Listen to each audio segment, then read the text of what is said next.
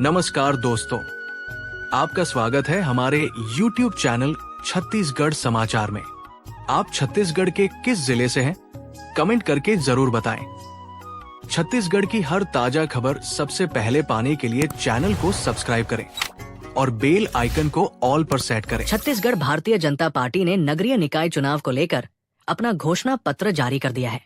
इस घोषणा पत्र में भारतीय जनता पार्टी ने 20 बड़े वादे किए हैं। इसमें प्रॉपर्टी टैक्स में छूट देने का वादा किया गया है।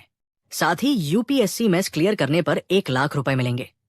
अमर अग्रवाल ने कहा कि भाजपा के महापौर बनते ही पहले काम ये होगा कि जिनके पास पट्टा है, जो कब्जाधारी हैं, समेकित कर और बिजली बिल पटाते हैं, उन्हें प्रधानमंत्री आवास योजना के तहत मकान बनाने के लिए राशि दी जाएगी। पार्टी ने घोषणा पत्र को अटल विश्वास पत्र नाम दिया है। इसमें नजूल भूमि के साथ सभी पट्टा धारकों को भूमि स्वामी बनाने का भी बड़ा वादा किया गया है। जानिए क्या क्या वादे किए गए। 1. नजूल भूमि के साथ सभी पट्टा धारकों को भूमि स्वामी बनाया जाएगा। 2. 3 लाख पीएम आवास योजना को पूरा करेंगे। जो बिजली बिल और समेकित कर टैक्स देते हैं, उन्हें आवास बनाने की पात्रता दी जाएगी। 3. महिलाओं के नाम पर दर्ज संपत्तियों पर प्रॉपर्टी टैक्स में 25% की छूट दी जाएगी। हर महीने 7 तारीख से पहले संपत्ति टैक्स जमा करने वालों को 10% की छूट दी जाएगी। 4. हर नगर निगम में महापौर सम्मान निधि की स्थापना होगी। इससे यूपीएससी मेंस पास करने वाले उम्मीदवारों को 1 लाख रुपए दिए जाएंगे। 5. हर नगरीय निकाय के व्यवसायिक केंद्र में बिजली, सड़क, शौचालय, पेयजल जैसी मूलभूत सुविधाएं दी जाएंगे। 6. बाजारों में महिलाओं के लिए पिंक टॉयलेट की सुविधा का विस्तार होगा। 7. छत्तीसगढ़ के सभी स्कूल और कॉलेज में मुफ्त वाईफाई सुविधा तय करेंगे। 8. स्ट्रीट वेंडर्स को पीएम सम्मान निधि से 30,000 की आर्थिक सहायता दी जाएगी। Smart vending zone, food street की स्थापना करेंगे। 9. समाधान योजना के तहत बिना जुर्माना या ब्याज लगाए पुराने संपत्ति टैक्स को एक मुश्त निपटाया जाएगा। 10. स्कूल और कॉलेज में छात्रों के लिए फ्री सैनिटरी पैड की व्यवस्था सुनिश्चित करेंगे। 11. स्व सहायता समूह के लिए हर नगर निगम में बर्तन बैंक बनाएंगे। महतारी वंदन योजना की महिलाओं को 2.5 लाख रुपए तक का ऋण और फ्री ट्रेनिंग दी जाएगी। 12. यूजर चार्ज का युक्तिकरण किया जाएगा, यानी इसे कम किया जा सकता है। 13. हर घर में कचरा बाल्टी दी जाएगी। रात में भी सफाई होगी। स्मार्ट वेस्ट मॉनिटरिंग सिस्टम लागू किया जाएगा। 14. My city mobile app launch किया जाएगा। इसमें नगर निगम की सीमाएं ऑनलाइन होगी। हर जोन में एक सेवा केंद्र बनाया जाएगा ताकि बार बार नगर निगम दफ्तर ना जाना पड़े। 15. नल जल व्यवस्था को बेहतर करेंगे, पानी टंकियां बनाएंगे। 16. सिकल सेल एनीमिया मुक्त प्रदेश के लिए नगर निगम क्षेत्र में स्क्रीनिंग केंद्र स्थापित करेंगे। 17. हर तालाबों को सीवेज ट्रीटमेंट प्लांट से जोड़ा जाएगा ताकि तालाब स्वच्छ रहें। 18.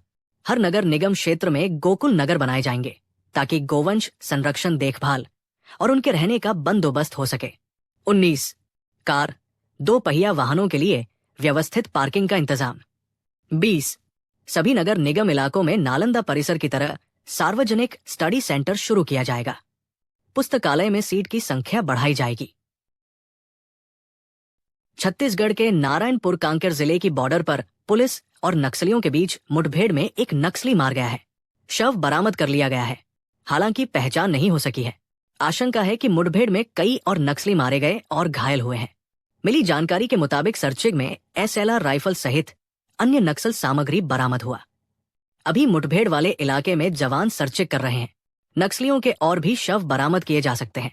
2 दिन में कुल 9 नक्सली मारे गए हैं। इनमें 8 पर 16 लाख का इनाम था। छत्तीसगढ़ के कोरबा जिले के हसदेव नदी में एक युवती के शव के टुकड़े मिले हैं। किसी ने काटकर नदी में डाल दिया है। प्लास्टिक के थैले में लंबे बालों के साथ कटा सिर, कलाई का हिस्सा और एक पंजा मिला है। 15 दिन बीत जाने के बाद भी अब तक पहचान नहीं हो पाई है। सीएसईबी पुलिस के मुताबिक फोरेंसिक टीम ने थैले से लंबे बाल, इनरवियर और एक टी-शर्ट बरामद किया है। फोरेंसिक विशेषज्ञों की टीम ने डीएनए टेस्ट के लिए सैंपल लिए हैं। साथ ही युवती की पहचान के लिए आसपास के जिलों में मुनादी कराई जा रही है। छत्तीसगढ़ के बिलासपुर में सेक्स रैकेट केस में 9 महिलाएं और 2 युवक पकड़ाए हैं। महिलाएं राहगीरों और गार्डन में सुबह शाम टहलने वालों को अश्लील इशारे कर बुलाती थी। पुलिस ने युवकों को दौड़ा कर पकड़ा है, साथ ही प्लास्टिक के पाइप से पीटा है। मामला सिविल लाइन थाना क्षेत्र का है। मिली जानकारी के मुताबिक सेक्स रैकेट में शामिल महिलाओं का गिरोह है जो कोनहेर गार्डन, नया बस स्टैंड, रैन बसेरा और छत्तीसगढ़ भवन के आसपास रहता है। ये सभी महिलाएं यहीं से देह व्यापार चलाती है। दिन भर पार्क और आसपास के इलाकों में घूमती रहती है। स्थानीय लोगों के मुताबिक महिलाएं घूम घूम कर ग्राहक तलाश करती है, अश्लील इशारे करती है। ऐसे में वहां से गुजरने वाली अन्य महिलाएं और लोगों को दिखते होती है। राहगीर उनके अश्लील इशारों पर अपनी गाड़ी रोक उनसे बातें करते हैं, उन्हें अपनी गाड़ी में बैठा कर चले जाते हैं। लोगों ने बताया कि पूरे क्षेत्र का माहौल खराब करती है। इसका प्रभाव बच्चों पर भी पड़ रहा है। बुजुर्गों और महिलाओं को उनकी हरकतों से शर्मिंदगी महसूस होती है। छत्तीसगढ़ के दुर्ग जिला अस्पताल में प्रसव के बाद हिंदू और मुस्लिम मां का बच्चा बदल गया है। नहलाते वक्त चौथे दिन बच्चा बदलने का पता चला। दोनों बच्चों का जन्म 7 मिनट के अंतराल में हुआ, लेकिन स्टाफ की गलती से कुरैशी परिवार का बच्चा सिन्हा परिवार के पास चला गया। हिंदू मां साधना अब बच्चे को लौटाने से इनकार रही है। उनका कहना है कि उसे लगाव हो गया है, ये उसी का बच्चा है। वहीं कलेक्टर ने मामले की जांच के लिए जांच समिति बना दी है। अगर इससे कोई समाधान नहीं निकलता है तो डीएनए, डिक्सराइबोन्यूक्लिक एसिड टेस्ट कराया जाएगा। दरअसल 23 जनवरी 2024 को जिला अस्पताल के मदर चाइल्ड वार्ड में दोनों बच्चों का जन्म हुआ था। Civil surgeon doctor Hemant Sahu के मुताबिक शबाना कुरैशी पति अल्ताफ कुरैशी ने दोपहर 1.25 बजे बेटे को जन्म दिया। इसके बाद साधना सिंह ने भी दोपहर 1:32 बजे बेटे को जन्म दिया। दोनों बच्चे का जन्म 7 मिनट के अंतर में हुआ।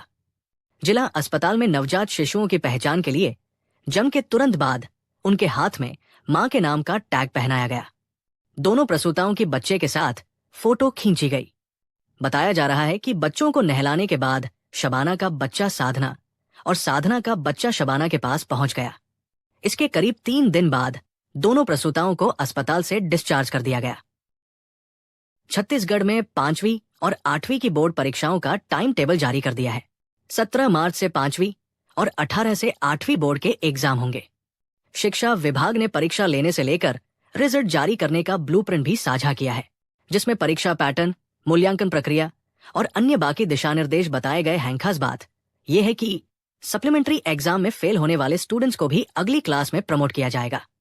क्वेश्चन पेपर लोक शिक्षण संचालनालय के ब्लूप्रिंट के अनुसार तैयार किए जाएंगे। जिला स्तर पर विषय विशेषज्ञों की कमेटी बनेगी जो हर सब्जेक्ट के 3 सेट तैयार कर डीओ को सौंपेगी। इस परीक्षा का सफल संचालन जिला शिक्षा अधिकारी डीओ की जिम्मेदारी होगी।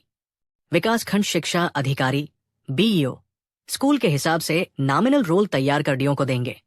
इसके बाद हर स्टूडेंट को रोल नंबर मिलेगा, जिसे 28 फरवरी तक स्कूल प्रमुखों को दिया जाएगा।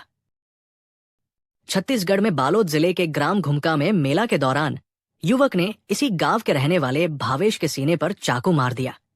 भावेश दरबारी नवागांव से आए युवराज को गांव की लड़की से दूर रहने की समझाइश दे रहा था। इसी दौरान उसके दोस्त चेतन ने गुस्से में आकर भावेश के सीने में चाकू मार दिया। हमले में चाकू भावेश के फेफड़े तक पहुंच गया।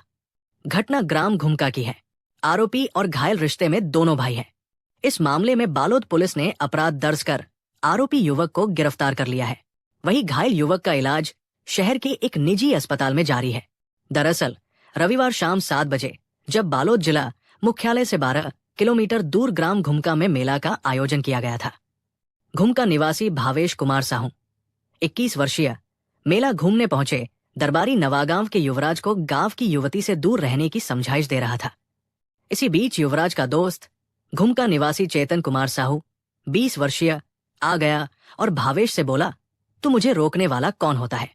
इस पर भावेश और युवराज के बीच बहस बढ़ गई। इतने में गुस्से में आकर चेतन ने भावेश के सीने में चाकू से हमला कर दिया। चाकू सीधे भावेश के फेफड़े तक पहुंच गया। इस बात की जानकारी जैसे ही घर वालों को पता चली तो उन्होंने तुरंत भावेश को जिला अस्पताल पहुंचाया, जहां से उसे बेहतर इलाज के लिए रेफर किया गया। फिलहाल उसका इलाज शहर के एक निजी अस्पताल में जारी है। छत्तीसगढ़ में निकाय चुनाव की वोटिंग 11 फरवरी को होगी और अब महज 8 दिन बाकी है। बीजेपी ने अपना घोषणा पत्र जारी कर दिया है, लेकिन कांग्रेस अब तक इंतजार में है। जानकारी के मुताबिक कांग्रेस का घोषणा पत्र तैयार है, लेकिन बीजेपी का मैनिफेस्टो देखने के बाद इसमें कुछ बदलाव किए जा सकते हैं। बीजेपी ने जनता के सामने अपने प्लान और वादे रख दिए हैं, जबकि कांग्रेस अभी तक घोषणा पत्र पर काम कर रही है। हालांकि कांग्रेस ने बीजेपी के खिलाफ एक आरोप पत्र जरूर जारी किया है, जिसमें उन्होंने राज्य सरकार के 1 साल के कामकाज पर सवाल उठाए हैं। कांग्रेस ने प्रत्याशियों के नाम अनाउंस करने में भी देरी की। कई वार्ड्स में नामांकन दाखिल होने की लास्ट रात तक उम्मीदवारों के नाम जारी नहीं किए गए। रायपुर में तो 4 वार्डों की लिस्ट नामांकन के बाद रिलीज की गई। इससे जाहिर है कि कांग्रेस को कैंडिडेट सिलेक्शन में भी स्ट्रगल करना पड़ा। बिलासपुर में पुरानी रंजिश के चलते बदमाशों ने मिलकर दूसरे गुट के युवकों के साथ गाली गलौज करते हुए मारपीट शुरू कर दी। इस दौरान उन्होंने चाकू मारकर एक युवक का पेट चीर दिया।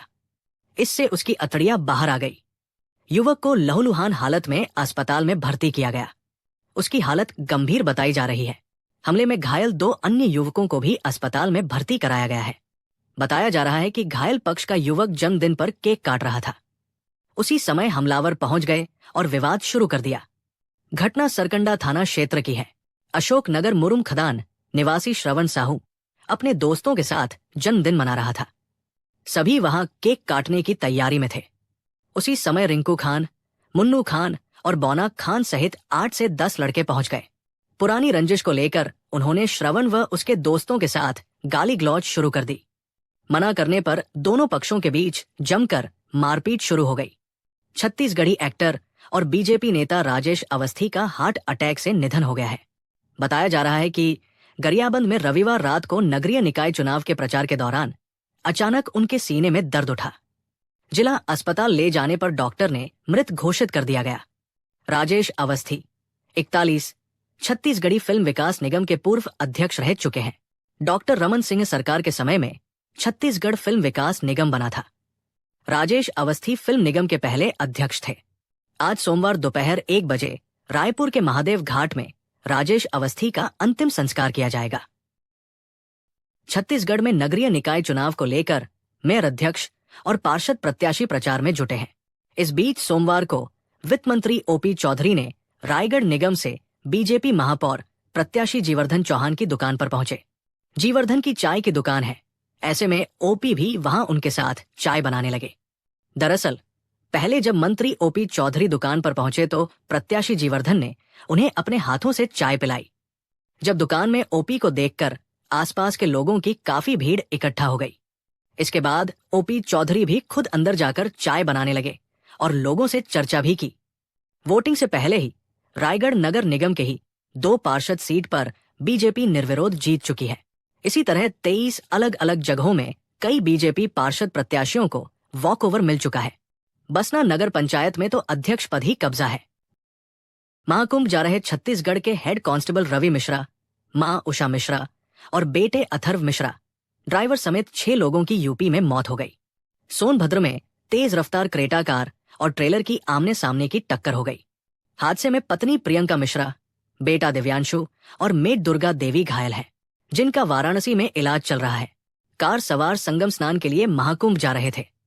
गाड़ी उनका ड्राइवर सने कादरी उर्फ सनाउल्ला खलीफा चला रहा था। हादसा रविवार देर शाम वाराणसी शक्तिनगढ़ स्टेट हाईवे 5 पर हाथीनाला थाना क्षेत्र के रानी ताली इलाके में हुआ।